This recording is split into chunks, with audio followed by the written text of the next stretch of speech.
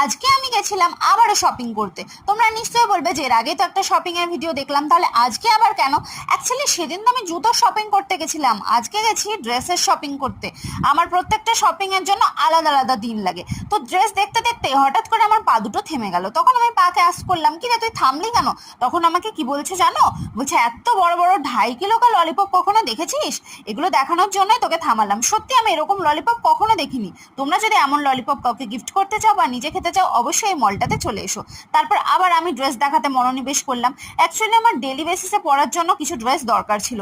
এই জন্য আমি কিছু 3টে ড্রেস চুজ করে নিয়ে আমি এখানে ট্রায়াল দিচ্ছিলাম। ফার্স্ট একটা ছিল অরেঞ্জ কালারের, যেটা কালারটা খুবই মিষ্টি ছিল আর আমার উপর স্যুট করছিল। তারপরে কালারটা লাইট চকলেট বলা যেতে পারে, এই কালারটাও কিন্তু ভালোই স্যুট করছিল। এই ডেলি ওয়্যার কুর্তিগুলো কিন্তু বেশ ভালোই ছিল।